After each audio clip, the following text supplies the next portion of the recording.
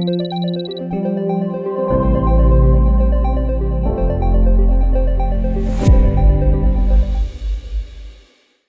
to the MSP Owner Podcast. Today, I'm thrilled to welcome Jake Levine, a driven entrepreneur who has carved out a remarkable path in the managed services and IT industry. Jake is the CEO of Robo, an Austin, Texas-based MSP. He came to ownership in a really interesting way by raising equity capital via a search fund and finding an initial MSP platform to acquire and build from there. He didn't have any prior experience in IT or managed services, from my understanding. And I'm especially excited to talk with Jake today because of his unique background and the challenges he's faced, specifically relating to acquiring new companies and integrating them, something that I've gone through personally, but also something that I know Jake has done and done pretty well. So, Jake, thanks for joining me on MSP Owner. Would you start by telling us high level about where Robo is at today? Yeah, absolutely, Ben. Happy to be here and chat with you.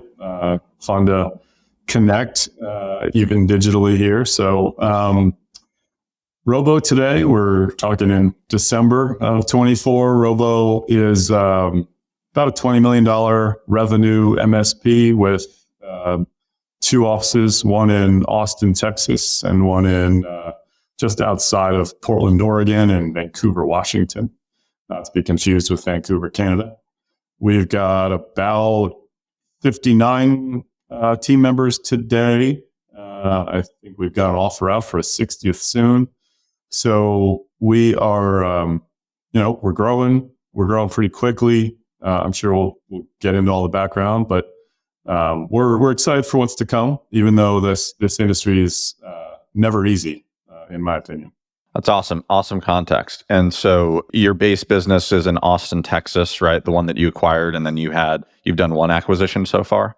Yep. I would say one real acquisition. We did do a small acqui-hire, just essentially a one-man shop joined our fold. But yeah, the base business is Austin, Texas. And we added another, team of 25 with the MSP in the Pacific Northwest. That's awesome. Did you know that I recently acquired a company in Portland? I did, and I've been meaning for us to talk about this. Nice. Yeah, maybe we can jump into it at a later time or at later in this discussion. But yeah, maybe let's start with your your background specifically, just so we have a little bit context for you personally, career-wise. Yeah, so I'm definitely not the traditional MSP founder.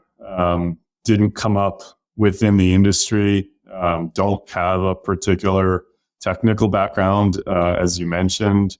I went to undergrad in Austin, Texas, and I came out of school, feels like ages ago, thinking that politics was my dream. I was a very mission-oriented guy, and I was going to change the world by working in political campaigns and, supporting folks who I thought were going to do some good in the world. I had a blast doing that for a few years, working at the state level or at the federal level. But ultimately, I think I've been sort of plagued, to be honest, Ben, with some career ADD for most of my life. So I reached a plateau in kind of learning, it felt like there. And I thought, I got to try something new. So I went and worked in a startup in the educational world, which was very different, though I still think about it as pretty mission oriented. Again, a few years in that space, learned a ton, decided I wanted to take another left turn, wanted to learn about finance, wanted to learn about investing in general, but specifically about, how cities evolve and change. So think real estate investing. And I got hooked up with an investment firm in Washington, D.C. that did that. And I didn't know anything. I joined as the office manager and tried to learn and work my way up. So what was that investment firm? It was called City First Enterprises. So very, again, mission oriented, focused on building housing for, folks who wouldn't otherwise afford it in Washington, D.C., focused on building renewable energy projects in around DC. We did a little bit of small business investing, think really, really small kind of mom and pop operations that we thought really cornerstones of a neighborhood or a community. So that was, a third or fourth left turn in my career. And then I went back to grad school at the University of Chicago. And that's where I really learned about that concept you mentioned, the search fund, the idea of going out and acquiring a company. So I joined up with an investment firm to do that and started searching in 2018, 19. So you went from nonprofit to kind of getting exposure to direct investing a bit, and said, "Hey, this is more interesting." Was it mainly financial driven, or was it like your skill set aligned with what that was? Well, it wasn't financial driven because that was not a big change in my personal financial situation. I think it was the intellectual, learning of it. That's sort of what I mean by a career ADD. I've always been chasing those chances to learn about new things, and not that I would ever claim to have mastered any of them, but at least to get to a point where I felt like I knew what I was doing, and so learning the educational world was fun. Learning politics was fun. Learning about real estate was fun.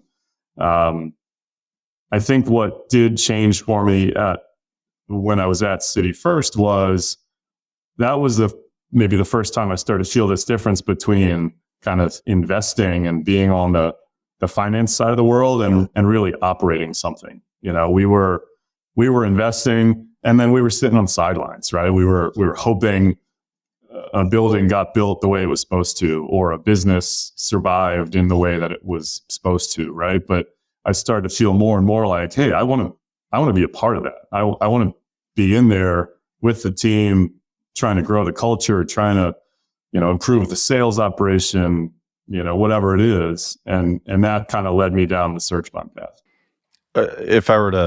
So it felt like investing was like you were sitting on the sidelines watching a bunch of other people play and you wanted to be on the field. Totally. That completely resonates with me as well, given, started out my career in private equity and on the investing side, and I just felt disconnected and removed. And so that I always wanted more, if that makes sense. And I just saw all these people doing things and it felt like I was just behind a curtain. And once you get into it, you're like, wow, this is more intense, higher highs, lower lows, but I think aligned with me. So I'm glad I experienced both of those worlds, honestly, just like you did. Yeah, completely. Nice. So you went and got an MBA. That's interesting.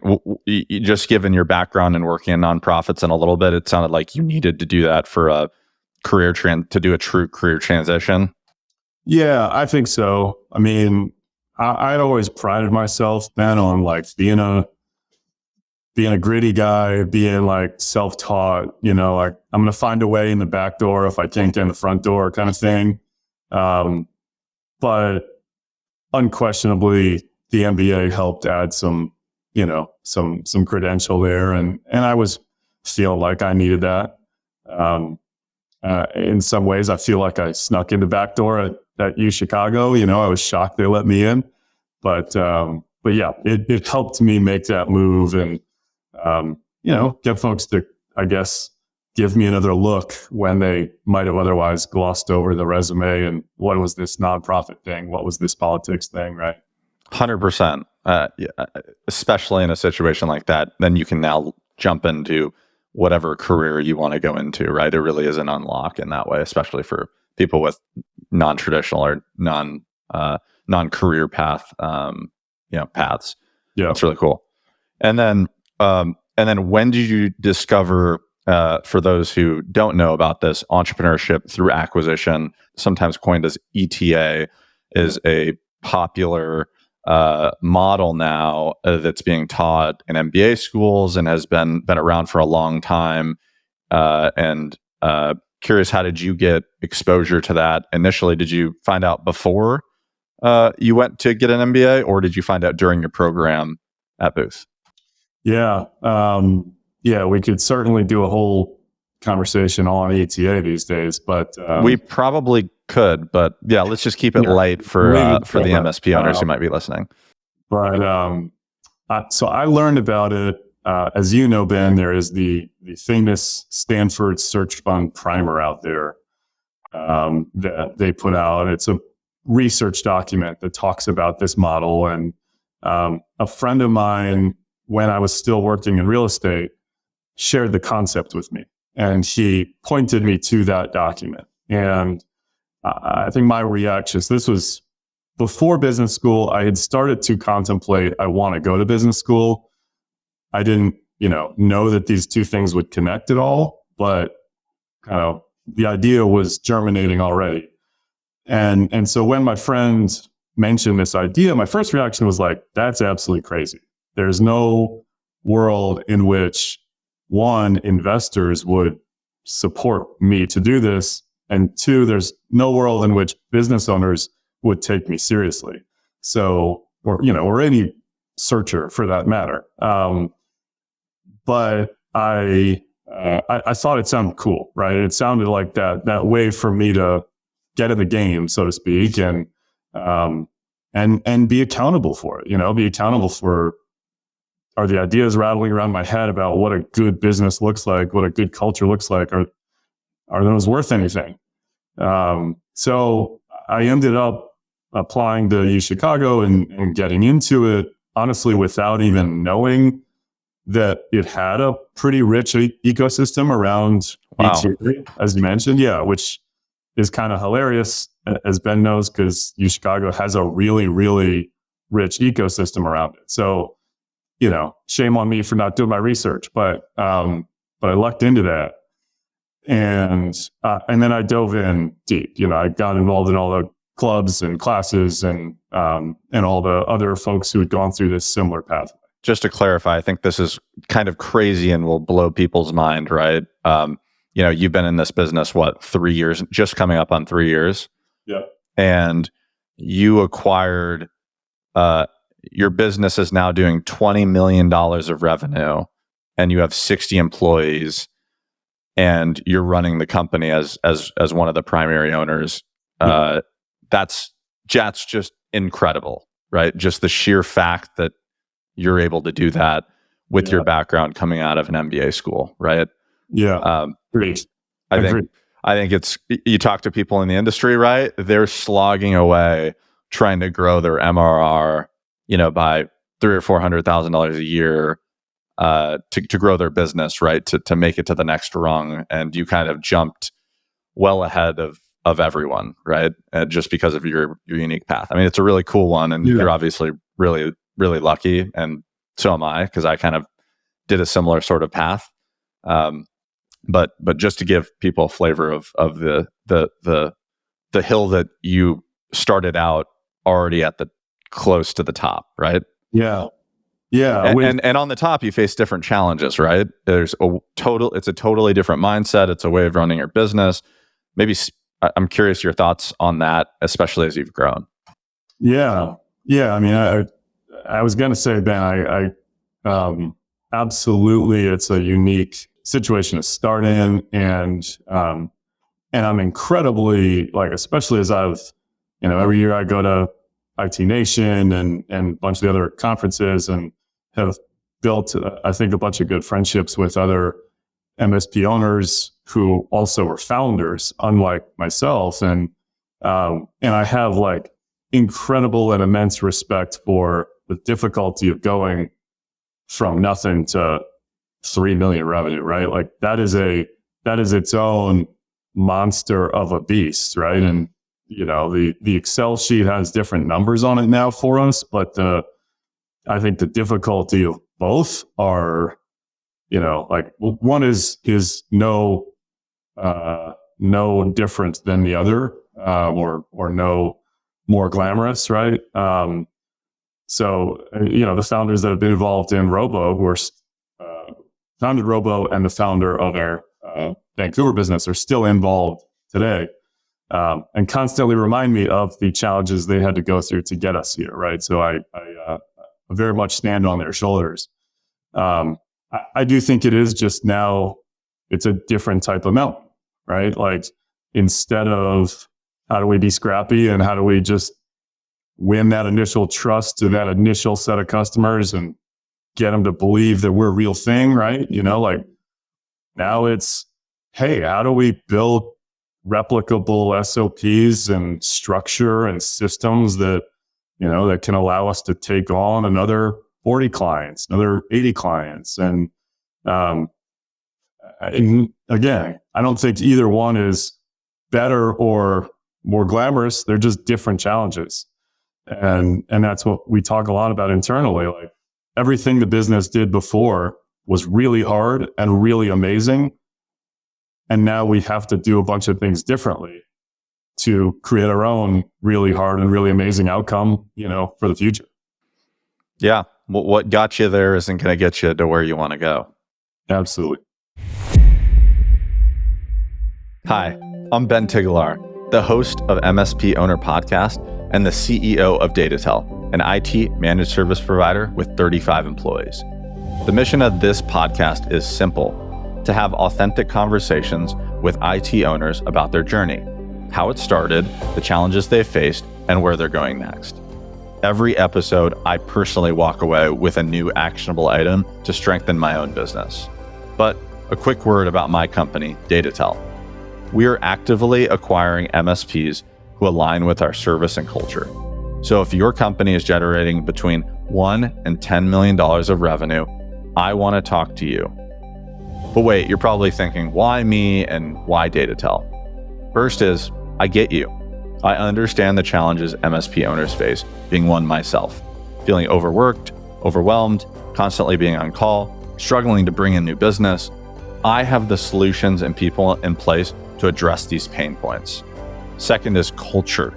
We run our business on EOS, Entrepreneurial Operating System, which has been transformative for our employees and clients alike. I believe that building a great company comes down to finding and retaining great people who are in the right seats. Everything else is noise. If any of this resonates, it probably means we're a fit and we should be having a conversation. Until then, let's get back to the show. I'm curious about the finding of your initial platform, because I think a lot of owners are also thinking about, hey, I might want to acquire in the future as well. You obviously bought decent sized business, decent as meaning significantly larger than 97% of MSPs. So how did you end up finding that company initially? We found it through, unfortunately for most MSP owners' ears, one of those really annoying cold emails. So I feel like it'd be a cooler story if I had some, unique meet cute moment and I met the owner at a conference and we were, blown away by each other. But really, I attribute a lot of this kind of stuff to, the right place, the right time. The owner often tells me that, hey, if it hadn't been for a particular customer who beat him up that morning over some issue, that probably makes the difference between deleting my email and, giving it a second's thought, right? So we met with an email outreach, and she happened to be willing to talk that day. And then the relationship built from there and got to know each other and got to talk about, what he was feeling, what he needed, and what we thought we could offer.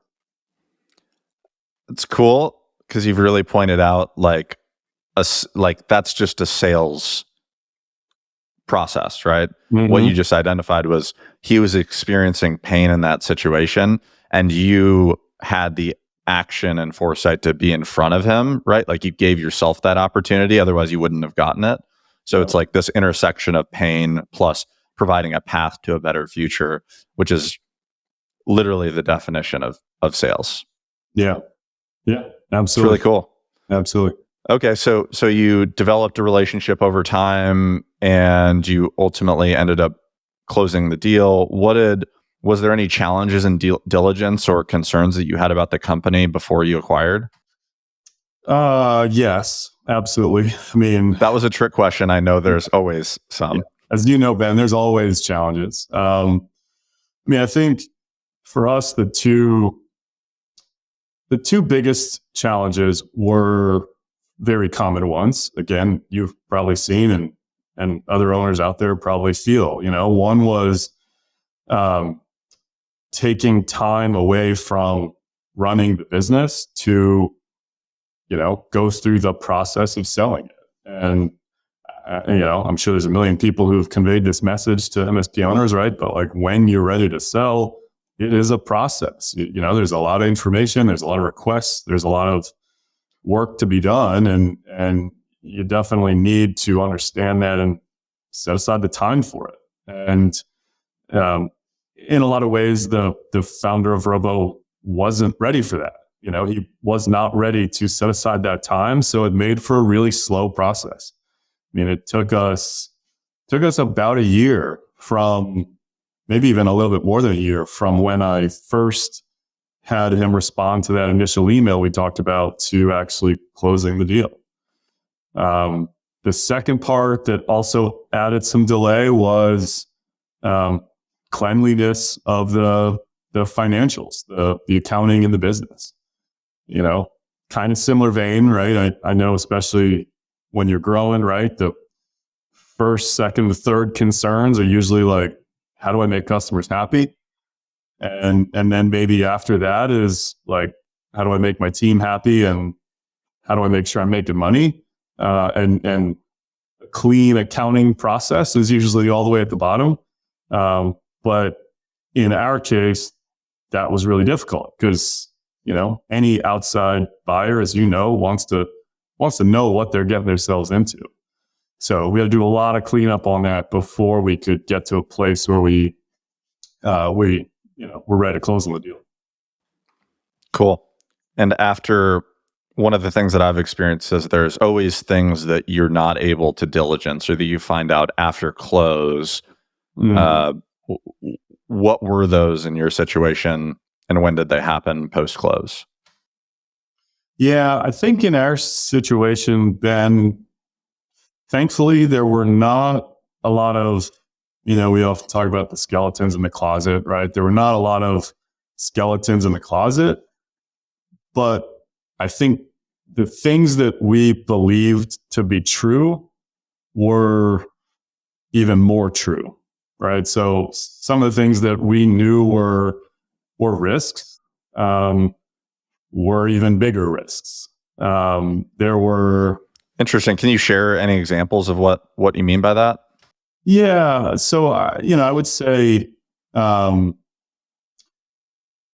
I've gotten to know more MSPs myself, and I'm sure you've seen this, I think a lot of these companies start with what folks in the private equity finance world would call keyman risk, right?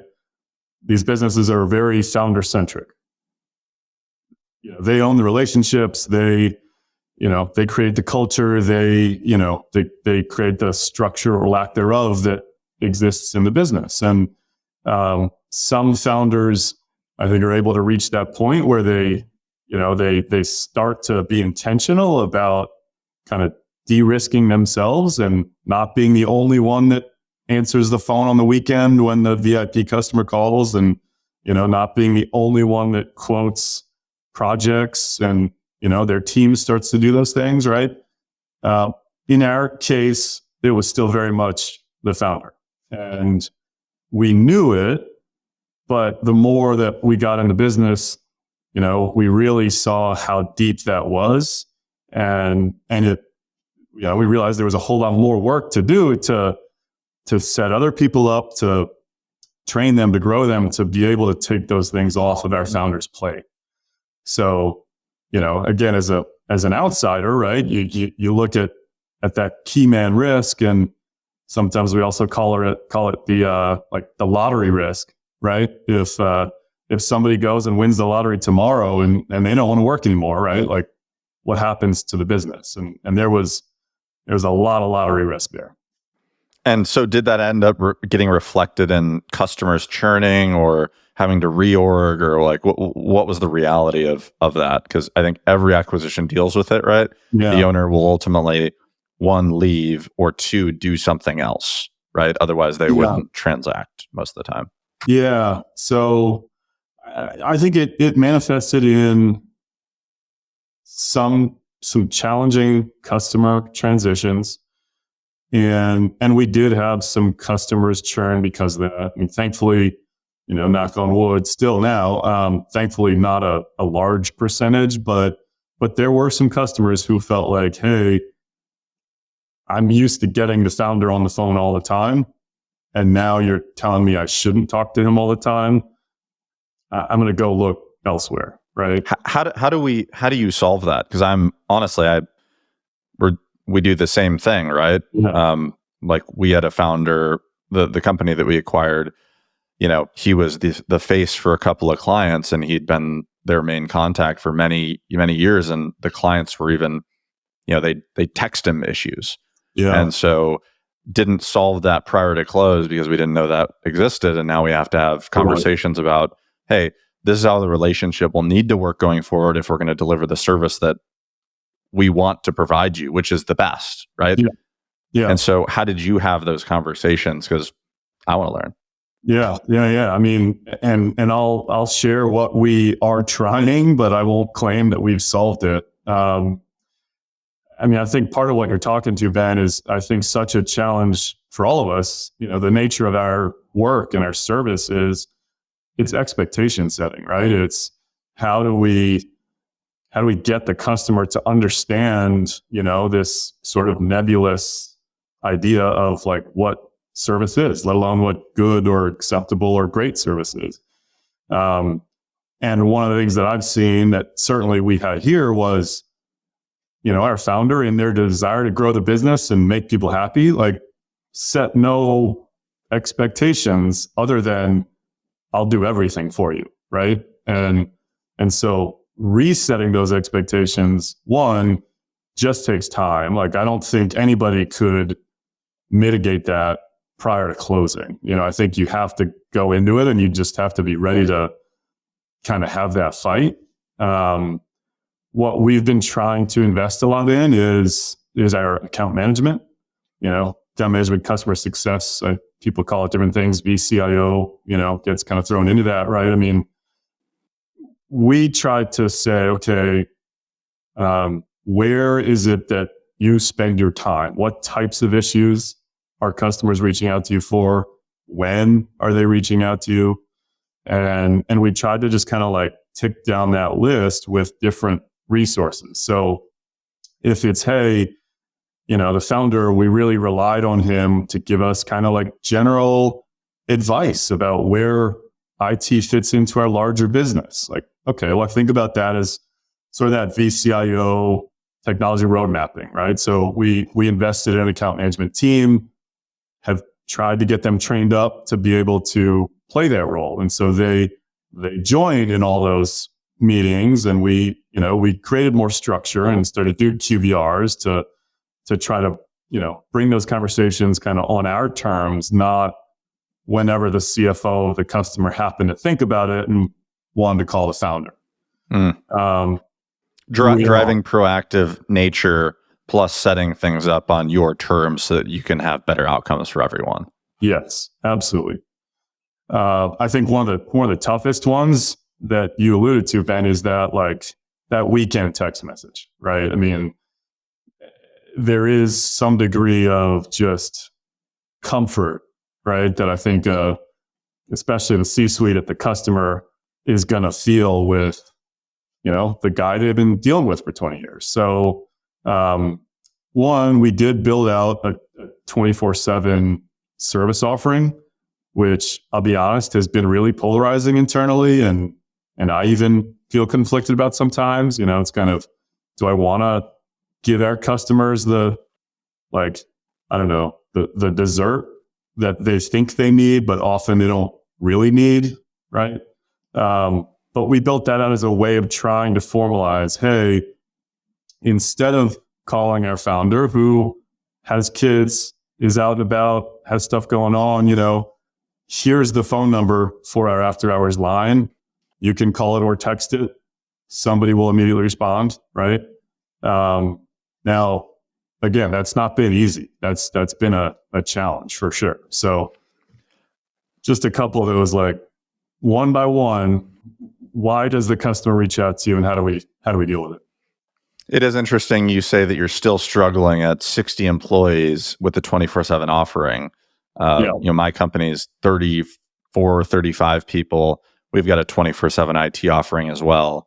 And it's something that, we have to figure out how to plan for internally because a lot of that sat on the founders' shoulders for significant amounts of time, right? And so how does that coverage happen in reality? How do we have backups? That sort of stuff is like, that was one of their pain points and why they wanted to transition to a large organization because they're holding this all up on themselves. And that's that's crazy. And I was like, that does not seem like a life anyone would want to live. And they had been doing it for 5 or 6 years. And it was like, we can help solve that. Right. Yeah, exactly. And I do think, I mentioned like the dessert idea and kind of what I mean by that is one of the things we've found is the more formalized our 24/7 offering gets, I'd be curious if you guys have felt this too, like the less people use it, right? Because the most important thing was having a consistent message to our customer where, yes, we acknowledge, we see your issue, and then say, does this issue need to be dealt with right now? If so, here's how we do it. And there may or may not be an extra charge depending on what their other services are with us. Or can we do this on Monday morning, right? And like immediately that for us has narrowed down, 2/3 of the requests, right? Because most people we found actually just, okay, I just want to know like you're out there. But now that you say it, really doesn't need to be taken care of until Monday morning. So basically, you've created kind of when you triage, you're saying, hey, is this actually a real issue? If it is, then let me know. If it's not, let's kick this till Monday. Basically, it's gotten rid of 2/3 of the requests. Essentially, yeah. And even with a lot of these texts directly to the founder, a lot of times it's just, it was the CFO who maybe they're catching up on work on a Saturday morning. And they thought to ask the question, right? But they didn't really need that issue solved in that moment, and so it was only out of the desire to kind of overperform and overdeliver that our founder would have to do a lot of work at that moment. But it could be put off till normal business hours. Yeah, totally. I think the way that my team has approached it is actually a lot of our clients. I think there's different levels of 24/7, right? In terms of expectation. If you're a law office, right, and you're open during business hours, you're not going to have a lot of 24/7 needs, right? Maybe the executive who has an issue at 8 p.m. getting into their teams or something, right? Yeah. But a lot of our clients actually are 24/7 operations. So we've got manufacturing, we've got energy, biofuel. So these are things where they actually have 24/7 round the clock operations where they're producing. And that's one of the reasons why they picked us, is because an on-call situation is less ideal, right? And having true 24/7 coverage was one of the reasons why we were chosen it. So it creates this, especially during Monday through Friday, right? And maybe there's a little bit of off hours on the weekend. So I think it's the composition of customers determines how you can structure this, and we're trying to wrangle with that too to make sure that we're not overextending our team, but also making sure we're meeting our clients' expectations. And then if not, we've got to figure out, hey, how to sell into that end market more so that it scales, right? Find those same exact needs and pain points, because then we can offer an even better service to those clients as well. So, or adjust expectations potentially, but not something we're interested in doing. That's very well said. And I'm thinking mainly about our customers who don't have a true 24/7 operation. they may have execs who think they work 24/7, but yeah, yeah, and then it goes back to, hey, do you think, like, would you be messaging your employee this at this time and expect a response at 8 p.m.? And some say yes, and some say no, right? It's kind of like, what's the value that you're and the expectation that you're setting? Mm-hmm. Cool. So enough operations. We could talk years about that. So you operated for a certain amount of time period, and then you ended up finding a new potential acquisition. Where did this come from? What was the story around that add-on, and how big was it relative to your base business? Probably just over half the size of our base business. So the company that we acquired was maybe 20 techs, 22 techs at the time, doing, about $6 million in revenue at the time. So, of a size, had crossed a couple of those thresholds. Really nice and well-run business, really great culture, which we loved. It actually came about kind of by happenstance. I wouldn't say that this was it was not the traditional search or outreach campaign, right? I wasn't ready for it, to be honest, Ben. I mean, I got to know the owner of this business when I was doing diligence on Robo initially. And I got to know him simply by way of an introduction from an investor. He said, the investor said, hey, I think my neighbor might run a business like this. And I said, well, if you see him around the neighborhood, like, I'd love to talk to him, because I don't know the industry and I need to talk to smart people who do. And sure enough, a week later, they were at, I kid you not, like a neighborhood barbecue. And he just goes, hey man, I've got him next to me. You want to just talk to him right now? And I said, yeah, sure. And so he puts me on the phone with him. It's, it's Saturday and we're trying to close the Austin deal. And I just start to ask him, probably really dumb questions about how running an MSP looks. He's like, you're buying an MSP? You don't know what you're doing. Exactly. He said, why would anyone let you do this? So we through that quickly hit it off, just on a personal level. Hey, however that works, right? You see something in someone, you feel like we'll be friends. And that conversation continued, really. I mean, he was generous, incredibly generous with his time, and said, look, call me whenever you have more stupid questions, I'll be happy to answer them. And so after we acquired Austin, I had a lot of stupid questions, and then it got to a point where, well, we're actually now exchanging ideas. I'm learning a little bit as I go here.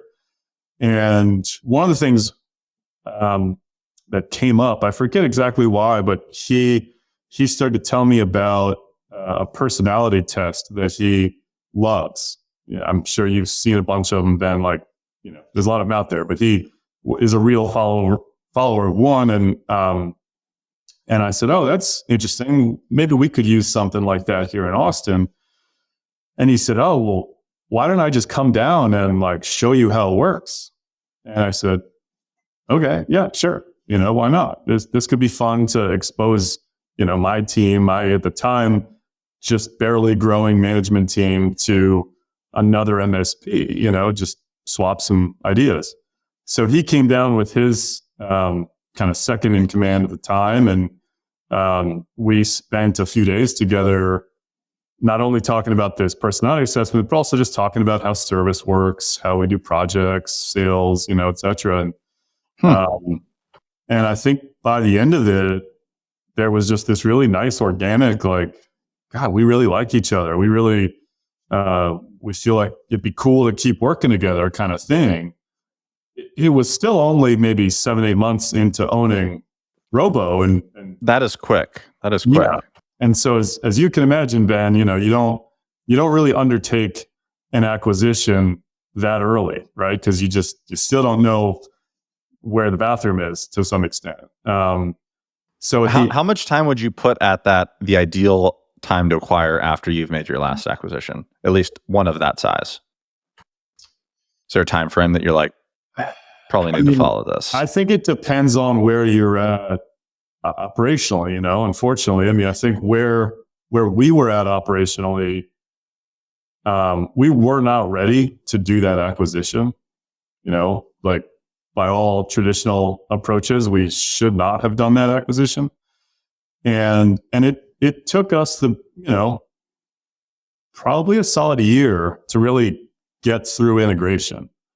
I know, and I'm sure you talk with others in the space who are bigger than both of us, and they've done a ton of acquisitions and they've got it down to a science. Like we integrate in, 3 months time, right?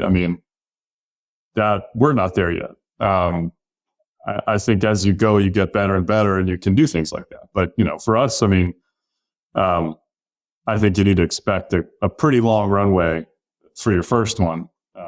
That's for sure. Yeah, I told my team 2 months. Nice. Set the bar high. Right? Bar high. Yeah. Yeah. I was like, let's see what we can do in 2 months. Yeah. How has that worked out? Have you met that 2 months? So I think it comes down to what are you integrating, right? It's people, tools, processes, and then clients, right? And so amongst those, the way I think about it is when we're acquiring someone new, we're looking at their tools, people, processes, and we're saying, what's better? Is it ours or theirs? And if it's theirs, we're keeping theirs, right? And then we're going through and just doing what's best for the overall business. And that's one of the areas where we ended up taking substantially. They were much more mature than us. They had a lot better processes, like front to back. So it was like, all right, we're just adopting 85 or 90%, right, from their perspective. And then we were changing things like billing and client communication and some, the way in which ticket flows into the system. So we ended up adopting a lot of their stuff. So it was more like the clients didn't see any change, and neither internally did the employees, right? Because they were following the same processes. So I expected it to be able to be faster than hey, we're buying a company, we're completely changing everything, and we have to communicate that to clients. And that's just a different uplift, in my opinion. But I guess we'll see the next time I do it, and we'll trade notes then. Yeah. For what it's worth, I think we followed that same approach this time. My board told me, first rule here, especially with the company we acquired, they were running really well. Do no harm, right? Don't harm their operation, because we had a similar thing. In a lot of ways, they were better than us. Now, there were certain things we were better at that I wanted to make sure we kind of upgraded them to, but yeah, we were very intentionally slow and like, okay, if this is going to upset the apple cart here, we're gonna not do that as quickly. What's the name of the second acquired company? Computers Made Easy. Computers Made Easy. And are you still operating under Computers Made Easy, or did you do a brand change? And when did you do that? Yeah, so you will still see that Computers Made Easy website. It does say powered by Robo in small underneath, but the idea was brand was going to be the last thing we did. I personally didn't feel like the Robo brand, especially in a new geography, there's no, credibility or weight to that brand, right? So I didn't want to lose the credibility and SEO and, investment that had been made in that area for Computers Made Easy, simply to unify those brands. So we said, look, we're doing a lot in Austin to kind of beef up the Robo website and digital presence in general. And until that's done, we didn't want to mess with branding up there. Did that cause any conflict from a communication perspective from internally, like how you manage it? Were you on different systems, or did you end up moving all the systems right away?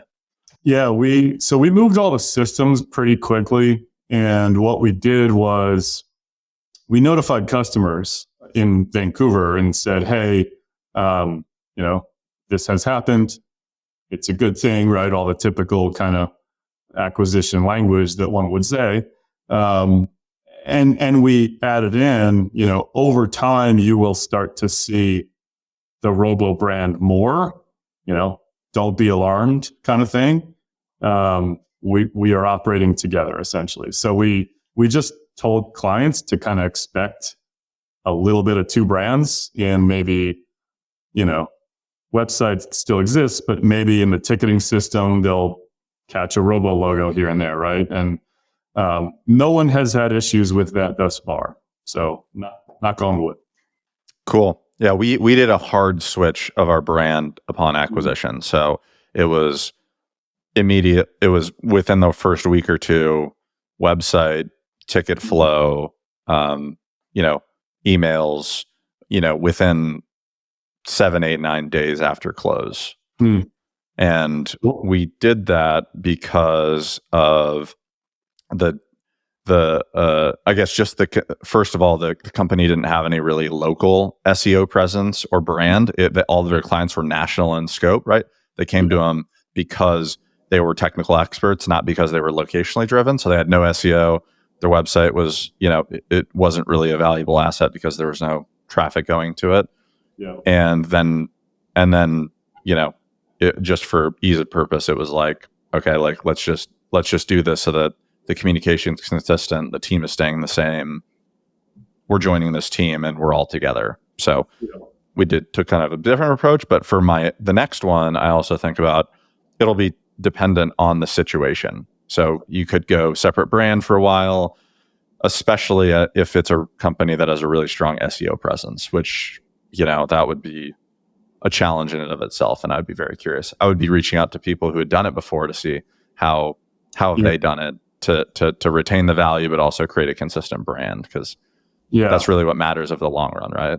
Yeah. Well, and so we were thinking about the exact same criteria, and I think we just fell on different sort of sides of the coin on that. Because I was talking with digital marketing firms about, hey, can you port over their SEO? I mean, the digital marketing folks, I don't know if you know that world, Ben, like it's physics to me. I don't get it, but I'm getting into it, and I understand the core and the basics, but I haven't needed to really deal with it. It's just upside for me. It hasn't been something I've had to manage, honestly. Yeah. It's not my cup of tea. And so I would ask them, can we just move it to Robo, right? I don't Seems know. logical. Yeah. And I got multiple people who told me no. You are basically you're sort of SOL in terms of your Google reviews that you've amassed in Vancouver, your domain credibility that makes you pop up higher on Google search results. You can't just shift that to a new brand. The best you can do is try to build the other brand and do some kind of cross-pollination so that maybe your other brand rises. But there's no easy way to forklift it over. So how are platforms handling that though? Because that's that's like a loss of value, right?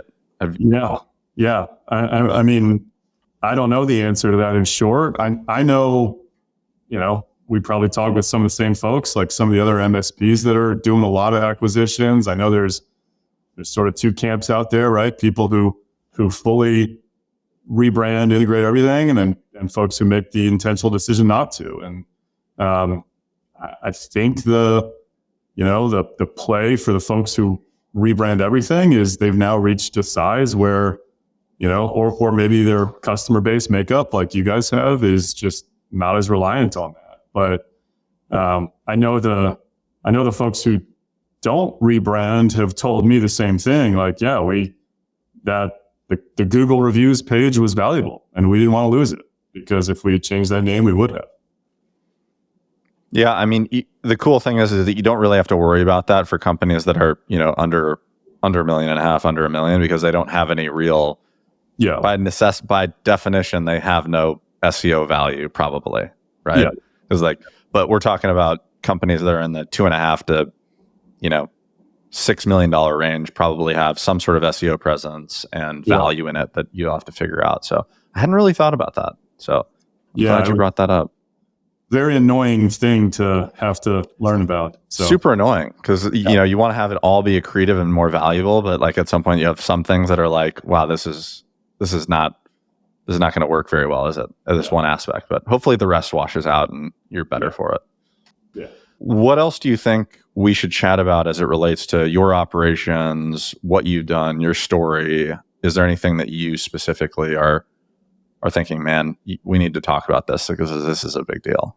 I don't know that there's anything I feel like we have to cover.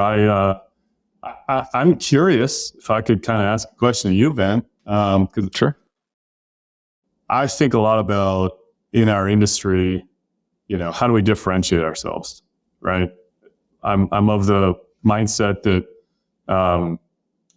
it is becoming a more competitive industry. I don't think that's a profound thing to say. It sure feels like in Austin and in the Portland metro that there's a lot more customers that come to us who have experience with some prior MSP. Whereas, 5 years ago, there were a lot more customers who had never had an outsourced IT provider. Now, again, maybe that's just our local markets, maybe it's just our set of customers, but that's what we kind of feel like. And that makes me think about, okay, well, how do we stick out, right? How do we do something different?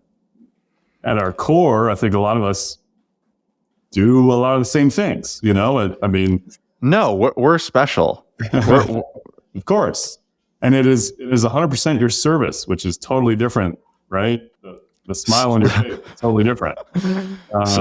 So I've got a few thoughts on that. So yeah.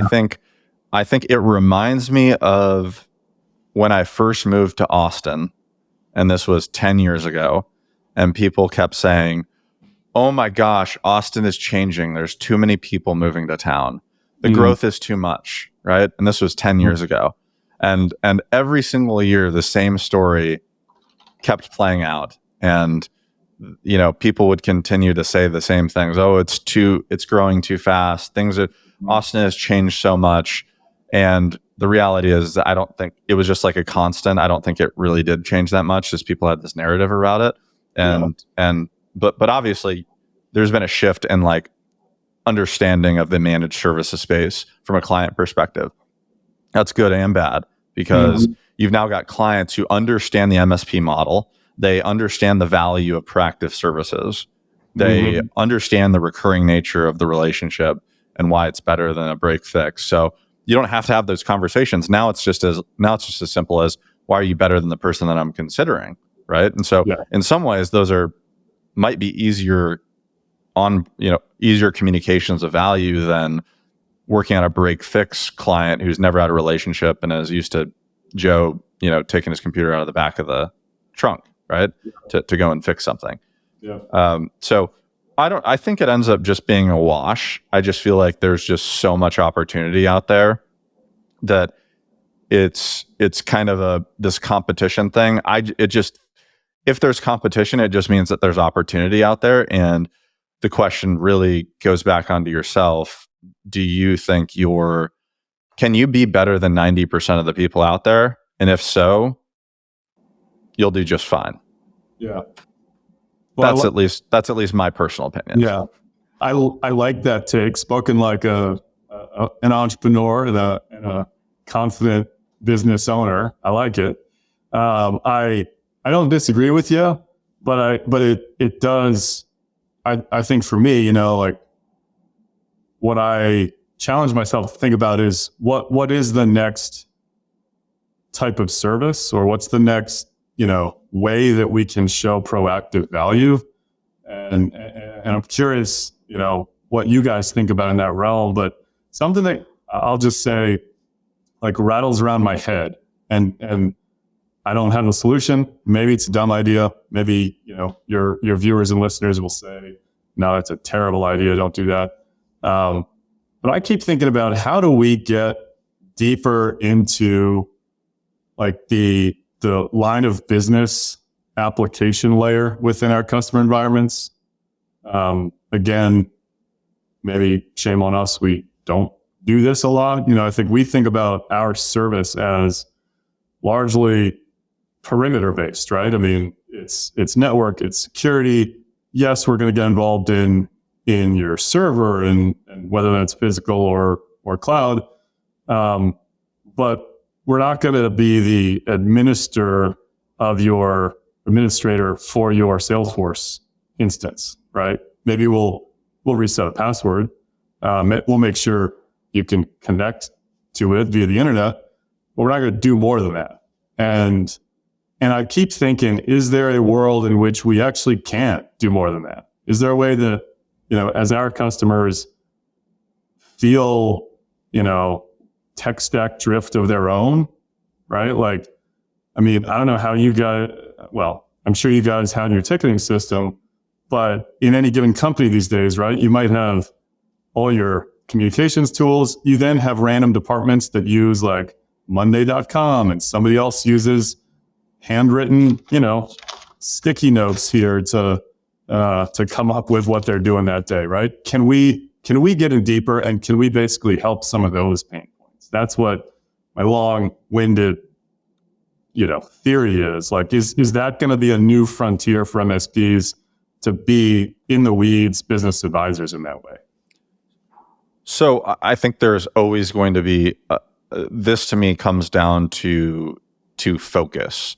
And you can see this embodied in some MSPs that are focused in a particular niche or industry, mm-hmm. right? So like, I know an MSP owner who focuses exclusively on legal services.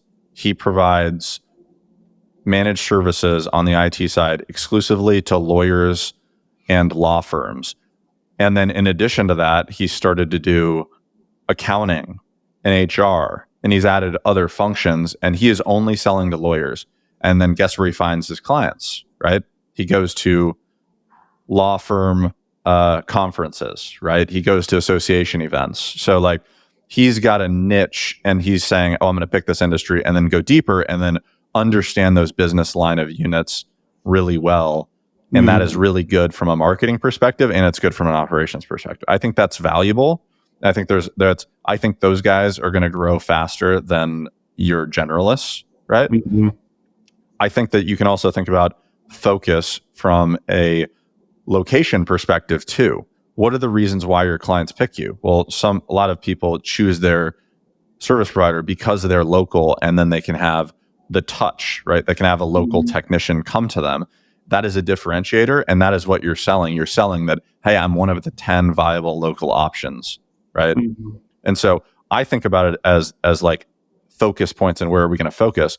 One of the focus points that we're going to be growing significantly in is the co-managed space.